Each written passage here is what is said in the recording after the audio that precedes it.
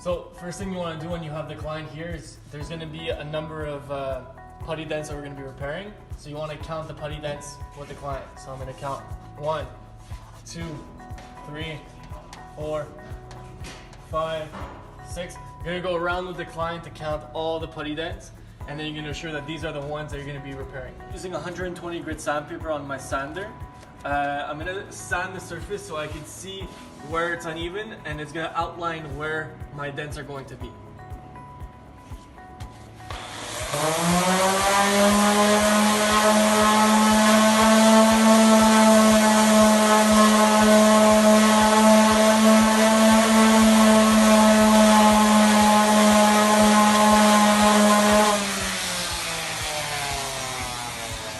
Now you can see that the putty is going to have to be filled in here and in here. So now that I sand it around to see where my dent is, it's important to sand where inside the dent so my putty is going to adhere. So I'm going to take 120 grit sandpaper. I'm going to do an X.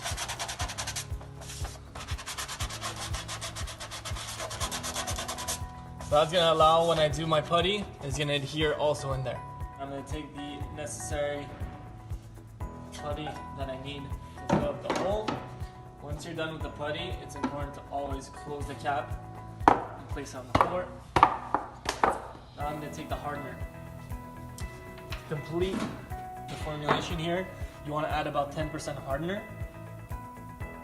So a good way to have a 10% hardener is I create a J on the surface. That's going to complete the formulation. And you only want to start mixing once you're ready to apply the putty.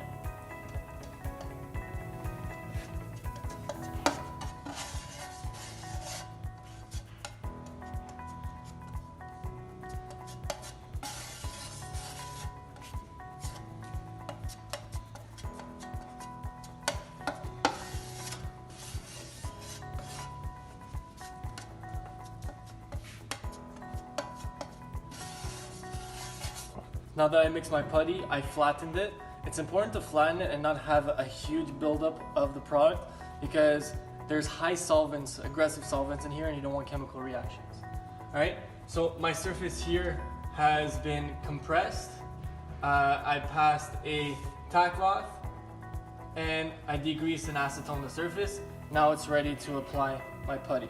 So you want to take a putty spatula that's clean,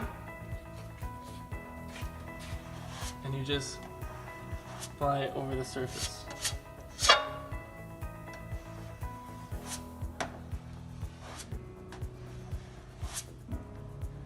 Right. It's important that your spatula is clean and there's no kinks in the edges of your spatula, or else it's going to create lines.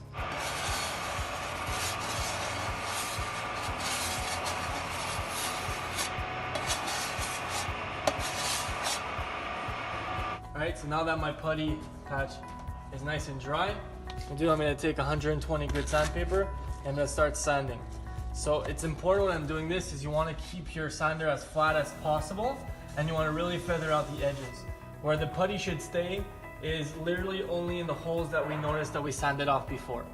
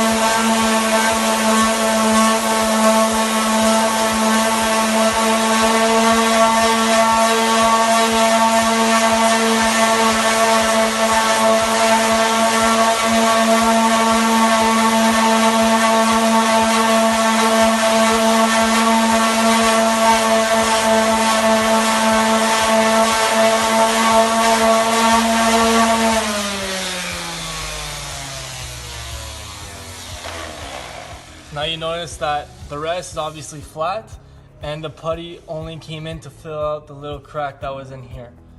So you could feel that it's nice and smooth here. What I did when I was sanding is I wasn't pressing too hard, I was really allowing the sandpaper to do its job.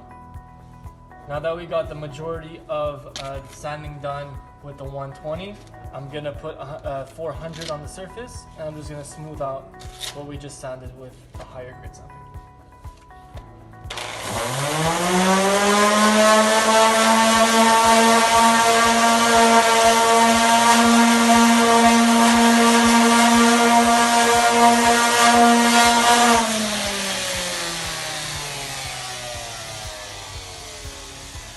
Okay, great. Now that we did all our sanding in our putty, we're going to be passing a compressor that we've already done. Then after, we're going to be passing our tack cloth, followed by an acetone wipe. So now the surface is completely not contaminated, and I can apply my primer to the surface.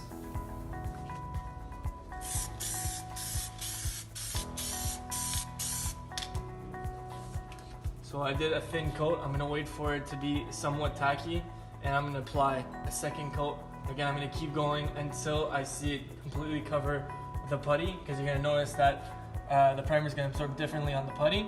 If necessary, I'll give it another quick 400 or 800 grit sandpaper, and then I'm ready to shoot.